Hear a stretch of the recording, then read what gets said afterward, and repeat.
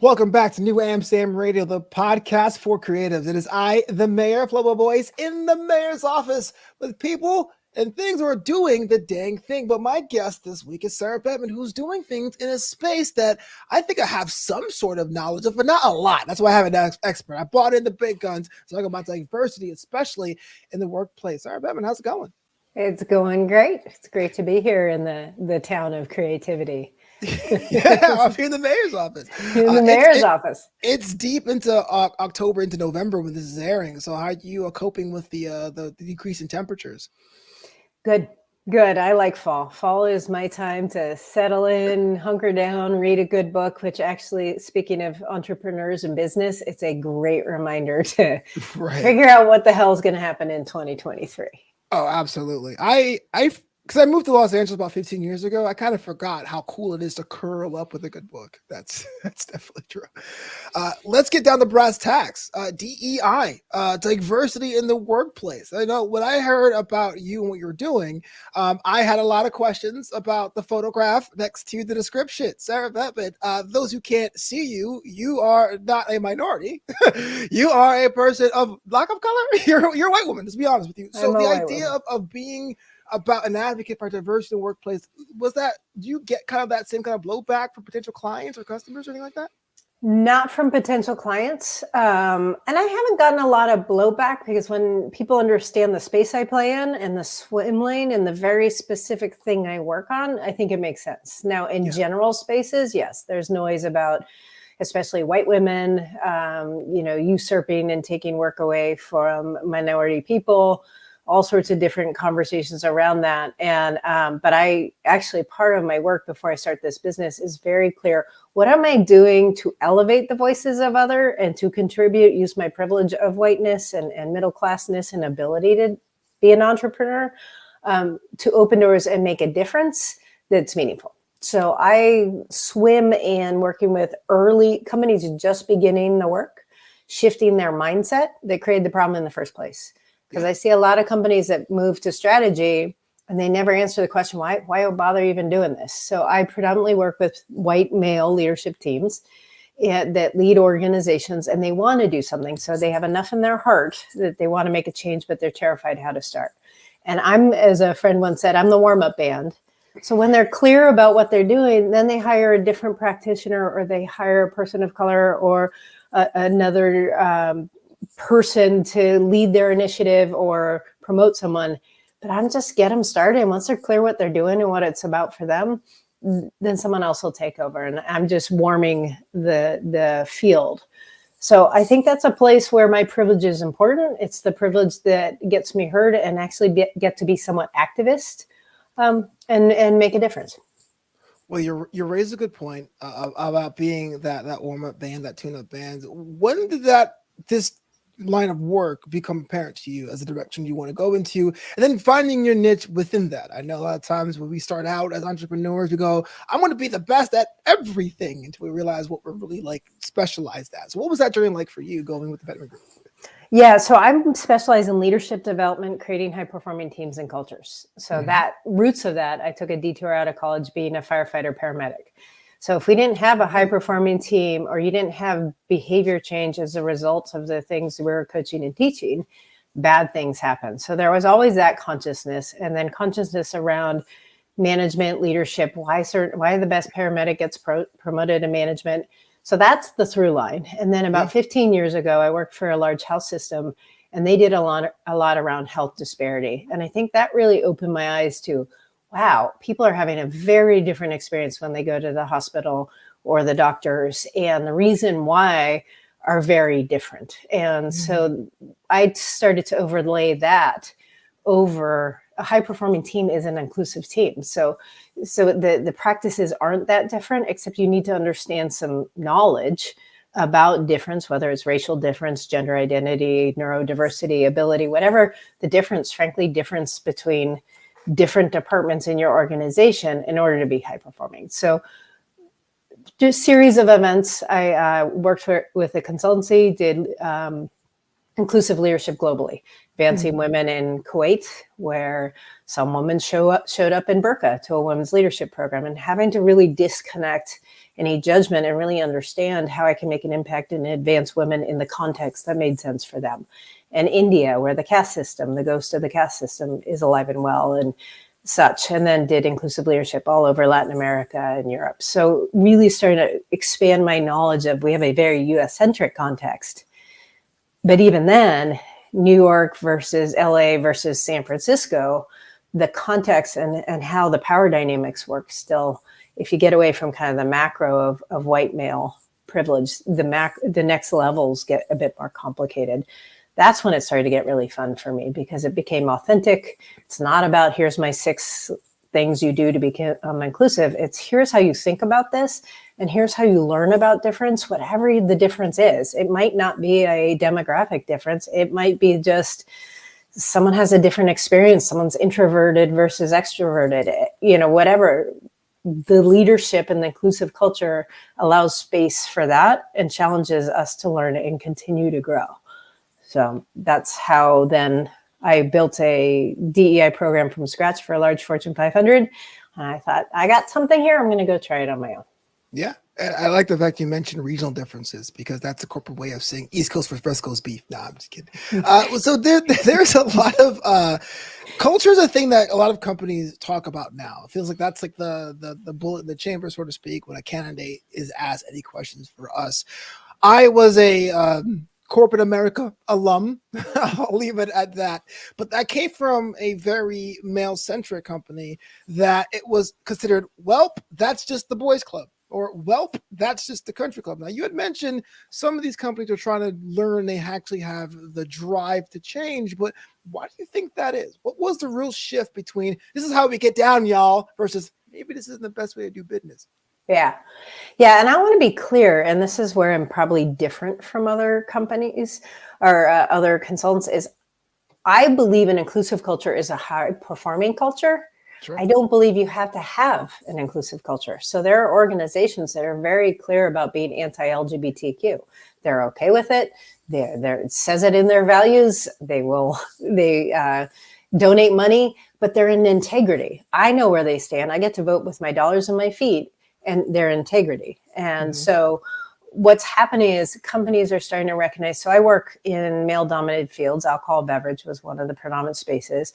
And I think that was a very insulated industry for many years. So for example, distributors could be insulated and kind of have the boys club. But whether it's because daughters are moving up in the business and taking care of family business, or competition for talent. So if you're looking for a commercial driver's license, you're competing now against Amazon, FedEx. Those are different cultures. And this industry is rising up and having to really think about these things in the same way that other larger companies have. So that's one of their challenges. Some of it's just strictly personal. I have one client where the CEO was in a men's group about race, and really just kind of like, okay, I got to do something in this business. I'm leading the future of this company, and I want this to be a part of it. So for me, what's important about it is that it's in their heart. There's a part of them that aches and wants to do this and just doesn't know how to get started. There are some people I talk to, it's in their head. They want to do it. They want to look good, be performative.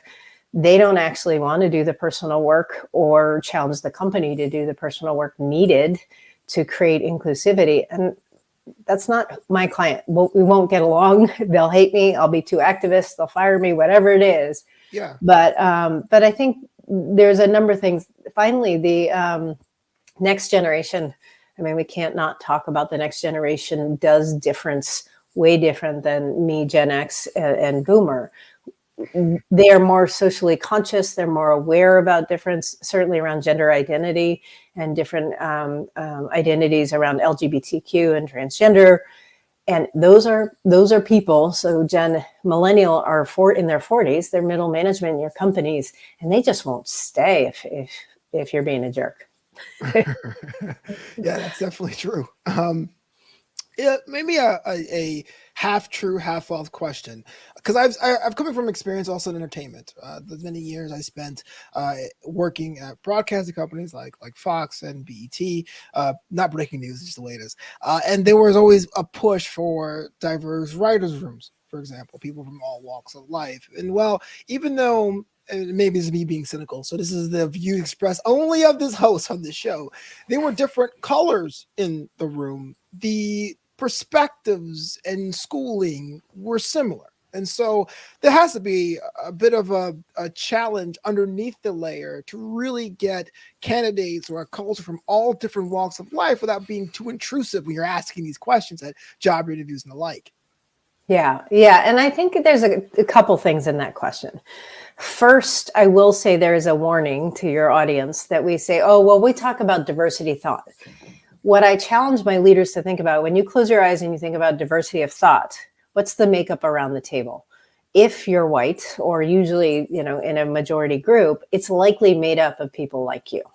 Mm-hmm. So the challenge is, if you can think of diversity of thought, now this is getting to your question, and it's a diverse group of people, now we're getting somewhere. But you're right. Like, if the comfort is a certain style of communication, a certain, kind of way of being creative, the swim lanes they're swimming in the same swim lane, that's not going to get you the benefit. You can have the diversity of color, say, in the room, in skin color, and that doesn't do anything. And so there's a couple of questions in there.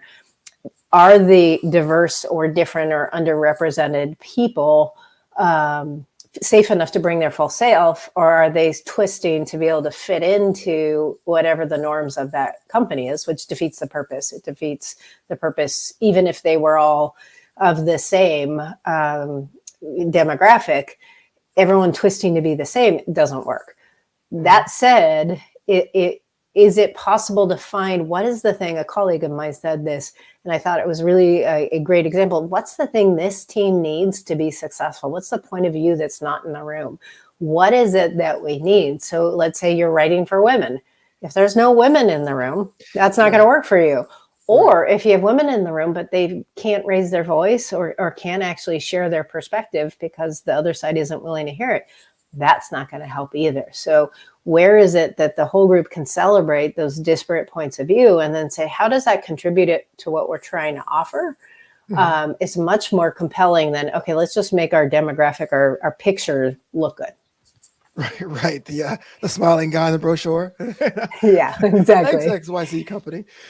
So in your experience, you've worked with brands, and I think I have some of them here: Lenovo, Procter & Gamble, Kaiser. You've traveled in different parts of the world.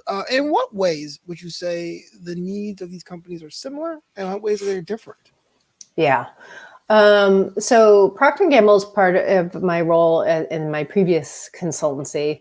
And they were rolling inclusive cultures out and conversations around that to open the discussion and start the discussion. And being in primarily Latin America, is what was the needs in Latin America? So obviously the race-based discussion is very different. Now that's coming out right now. There's a really interesting debate around being Black in Latin America, but that wasn't present back when I was doing this. It was more even country of origin sometimes, and the power dynamics and kind of the norms that shut down that creativity you were talking about before. So that for them, it's how you take a global organizations with multiple contexts and multiple people moving to create a fundamental culture that is contributing to the organization, contributing to the well-being of the employees. So I like to say stoked employees are productive employees, are happy employees. In that. So that was a little bit different because it was complex, because also Procter & Gamble moves people. They want to have people have global experience, which is pretty cool because it's not trying to silo, but really giving a rich experience in a career. Where Lenovo, again, part of that consulting group, this client really was about how to integrate China and Chinese values with U.S. values. And then they had Latin America and other global communities, but it was predominantly those. But it was, how do we advance women? And so every company has something different, a different population that's important, a different context. Some of the companies I work with right now are just U.S. based, but they have regional locations. So going back to our east, west, or south, middle, or whatever. So that context, you probably heard me now say the word context no less than 42 times. We have to teach people what is the context that are showing up in this space that are contributing to this conversation. Because it's always different. So again, it's about critical thinking. It's about emotional intelligence. It's about leadership. It's not about executing on a 4-step model, at least in the phase when I talk about it. Yeah, this is, I won't say very similar. It's kind of like it's like parallel. It's in the next pool over. One of my final jobs in corporate America, I worked with this giant 7,000 employee loan non-bank mortgage lender, and I worked in the HR department in social media marketing. So my job was to take the requisitions or the job openings and to make them cool for different segments. And so I would write for, hey, you're a single mom, want to be a loan officer? Do this. Hey, you're a veteran, want to be a loan officer? It was the same job, but the idea was to make sure everyone was cool. And I learned very quickly there's certain people I couldn't write for, right? Because I am, even though I am a minority by the strictest definition, I am heterosexual. I am able-bodied. Like there's certain things I couldn't write for to get these requisitions out for certain segments of people. And that was really my first time going, oh wait, there's layers to this, bro. So that was interesting for me, but I was in the trenches for that. And so it's very easy to think about it, but unless you are in it like you are or I was, then it's kind of easy to miss. Well, and I have to say, I'd been doing this work for years, and I was hiring for someone on my team, and I wrote the job description for her. And I know all this, right? Neutral language, you can gender all this stuff. And at the time, a vendor was trying to groom us to run resumes. I actually thought this was a great product. I'd give them a shout out if I remembered their name, but like they'd scan your resume and tell you exactly who you're attracting in the resume. And so they scanned it, and I'm kind of like, oh, this will be cool because I know this stuff. I wrote it for me. Pretty much a white woman in mid-40s, me. And I was just like, wow, this is so insidious. And this is why we can't do this alone. We need someone to say, hey, Sarah, you wrote this for you. Like, right. Do you want to rewrite this? I have some ideas how to change it. Or you use tools and softwares to catch yourself. You're absolutely right. Like, even knowing the bias that sometimes comes out in our communication, I wrote a job description for me. Yeah. Well, you know what? It probably can't be as bad as job descriptions nowadays. Hey, we're looking for rock star ninjas who really know how to party. Like, oh no. God, please run. No. That company might not be a client of mine. They might not be open to my coaching. So we have a lot of business owners that listen to the show. New Episode Radio podcast for creatives, and maybe they are contemplating having employee number 1 or number 2 or number 4. Is there anything they can do on a very micro scale to open that conversation so it doesn't become a situation of having 1,000 employees going, uh-oh? Yeah, well, I'll be honest. I'm trying to figure that out in the new business. Like, it's one thing to hire in an institution that supports you and has structure, and by the way, pays the bills. So, sure. So a couple things that I'm actually dealing with right now is I'm not comfortable hiring person number 1 as far as an employee. I'm still navigating the ebb and flows. I've been a year in business. The consistency of the pipeline, I don't trust it yet. So as I was telling a colleague, I don't want to get married yet and make commitments I can't keep. That just weighs on me. So right now it's contractor, and I have project-based contractors, and I have a couple that are with me to just more brilliant at me at doing things like my virtual assistant and a project manager that just detail oriented and let me go head in the sky and do the things I love to do and keep me grounded. But there's still contract, and it works out okay because it works for them, right? So I'd like to see more consistency in my business. And I think one of the mistakes I see is there's sometimes a push to go hire someone. And one person I did hire is a fractional CFO, and we speak every month for an hour. And she basically tells me, this is what you have to do to know if you can afford someone for a year. This is the buffer you need. And so it's straight math for me. And I don't feel confident that to maintain an emergency fund and to maintain a buffer. So that right now is my calculus. And until I build the business, I'm not going to worry about it. The other advice that I got from another entrepreneur is build the business. So this year I did it by myself. I'm exhausted. And if you start a business, you know, but I did it all, right? So now I'm starting to think, okay, who else can do this? Build it into the project plan. And then if the client says yes, then they're already paid for. And that starts to teach me. I'm not a finance wizard. I've screwed up more than anyone on the financial side in life and in business. But it helps me really feel safe so that if I do invite someone in as an employee, I want to pay them well. I want to give them benefits, and I want it to be a meaningful relationship having worked with me. And so I'm just doing that kind of foundational stuff to figure it out, meaning getting my money in order and getting the projects in order so that I can help someone else thrive while we as a large organization thrive. I have no idea if it's going to work. Ask me in a year, but that's where I am today. I think it's a very universal thing where it's kind of like we're going to show up what we know and then put some time and resources aside for research and development for new segments and businesses. That's healthy growth, to say the least. But I gotta pick your brain about some tough questions. The toughest questions I have for you this week. What is your favorite junk food? I need to know. You can't tell me you're healthy all the time. So when you go nuts, what do you go for? Oh gosh. Bread with butter, a good French bread toasted with butter and warm bread is just my giveaway. I love it so much. Do you like roll into restaurants by the bread standards? You're like, I'm making more Cheesecake Factory versus Texas Roadhouse. If it comes out warm and if it's sourdough, oh my God, I'm done. Sourdough is great. Actually, as you mentioned this, when I had sourdough in San Francisco, I get it. It's like having a Guinness in Dublin. This makes so much more sense. I think it's kind of in my blood. So yeah. When you take time off, when you unwind, day off, is there anything that you try to do to get the mental health to refill that cup? Outdoors. So my Instagram is Sea to Mountains. So people laugh. You live in Michigan where there's nary a sea or a mountain. There is a lake, so it's close. But my husband and I get outdoors. We hike, mountain bike, adventure. We have a van, so we're doing totally, van life and stuff. But yeah, being out in nature, outdoors, not being able to look at my phone is probably the best way for me to refresh. Oh, wow. That's great. Because I'm totally opposite. I'm afraid of outdoors. There's mosquitoes out there, Sarah. I can't do it.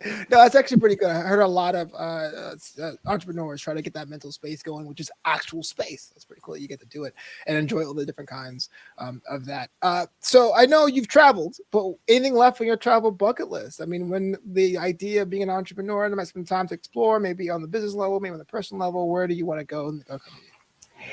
Yeah, so I had a friend who had a full passport, and I wanted, in the 10 years I had a passport, I wanted to fill my passport and had 4 pages left, a trip to Japan, New Zealand, and Mexico City, and then COVID happened. So I almost had a full list. And the problem with my travels is I've been to Everest Base Camp, I've been to Dubai, I've been to Bangkok, and every time I go, it adds more places on the list. So right now the focus for my husband and I are places that require physical exertion. And so we're going to go hiking in New Zealand with my brother and sister-in-law and friends in January. And then he's a big mountain biker. So let's go to Austria and let's go to all these different places that the world mountain biking races happen. Right. Because it's actually really fun when you see the race. We've been to Fort William. He's ridden Fort William and we get to watch. I'm like, oh, you rode that. That's cool. Maybe not the track that the pros did, but oh yeah, you were over there. So we're trying to anchor it in things and making sure it's physical and stuff that we can do now. We can save the city stuff for later. So New Zealand's the next one and probably some sort of mountain adventure here in the United States. It's funny that you said that because Australia and Japan are always on my bucket list, and Japan was definitely the 2020 thing. I was going to go and do comedy there, and then COVID's like, haha, you plan stuff, bro? But I know everyone who goes to Japan never regrets it, so I figure it's just it's on my bucket list. Definitely. Well, just one more question before we get you out of here. You have the business, it's growing, it's thriving, but do you do the year goals? And if so, what does the next 12 months look like? Next 12 months is partnering and collaborating with people. So I'm not doing all the work. That's really important. And then I just got permission, and you probably are going to laugh at this. My superpower is creating things, creating courses, creating experience. And I've always kind of prioritized that last. I got to make money first. And where I'm in my zone of genius is to be quiet and create, design a course, do these things. And I just listened to a podcast and got permission that you're a creator. So you got to build your life about being a creator. It's not something you do on the plane or on the hotel room or whatever. That's your job. This will not exist if you don't create. So I'm still sitting with it because it's very different than the inertia of work that I was raised under. And you would know this with corporate. So really trying to create a life for me, recognizing that, yes, building a good business actually is me being a creator and not being a doer of the business things. And there are brilliant people out there, and our business will be better for it if I let them do it and get the hell out of the way. So those two pieces are my goal. Hopefully I'll be able to tell you double revenue and engaged team and stoke clients. But that's the plan. Yeah. And me not being on planes every single month of the year, going to 5 different states. Oh yeah, because there goes my diet. You know, it's funny you mentioned that about the creative side, because when I was doing the podcast network and I was doing the business side of things, like, oh, this is automatic. It makes me feel like I'm doing things, but the creative side is so important. But I always feel like I'm hanging outside after curfew, where like I should be doing something else, like opening a business account or something. But yeah, it's true. It's definitely part of. I should be looking at my spreadsheets or something when it's like. There will be nothing if I don't write. There will be nothing if I don't design experiences and coaching experiences or create time to be of service to my clients. And so, yeah, that's a paradigm shift. Ask me later how it goes, because I'm going to have to break some really considerable old patterns around busyness and you know, the idea of, I'm a diamond medallion traveler. Like, you know, there's in corporate world, we're taught to measure our success in those ways. And I got to really work to unwind it, or else I won't be in business. Well, I won't even be alive because I'll just be so exhausted and tired. So let's check in a year and see how I did. Either what I've noticed and experienced, maybe make up with a third one, but the big forks are either like, either I got a team of people to handle that, or I've become super fans of automating everything. But if you find something new, please come back and let me know, because I will. That's what I have. Those are my two as well, except the problem is I've invested so much time and energy in all the automation and all these people because I didn't know what I didn't know. So I'm kind of resetting some of those and really now being able to define quality and what return on investment is. I think I wasted a lot of money and time this last year trying to invest in all the systems and tools and never actually really bought into anyone. So I've narrowed the softwares and the solutions, getting clear on the people, and I haven't found a third one, but I promise I'll tell you as soon as I find it. You hit the nail on the head. I feel like it's almost like blood in the water. When someone's like, I'm starting a small business, everyone comes out of nowhere. Hey, we can get you more leads, and we just fall into that. And this is why I don't laugh anymore when I drive by a car dealership and see one of those like floating inflatable tube men. I go, someone probably did the same thing to them. Like, hey, you want to sell these cars? Sell these tube men. Sarah Bettman, thanks so much for being on the show. Thank you for having me. This has been a lot of fun. I'm sorry we're in cross country from each other, but this has been a blast. Oh, yes, it has. We should have you back later on, but now's the time to put everything over. If someone want to connect with you, they want to contact you, maybe even hire you for a project, how'd they go about doing that? Yeah, so for me in speaking, advancing women, living your Stoke life, that's www.sarahbettman.com or C2 Mountains on Instagram. And then on the diversity, inclusion, creating inclusive culture side, that's Bettman Consulting Group. We've got a great team that serve our clients. And you can find me on LinkedIn under my name, Sarah Bettman. Oh, fantastic. We're going to have you back to talk about automation and those mountain climbs and all that. Sounds great. Well, thank you so much.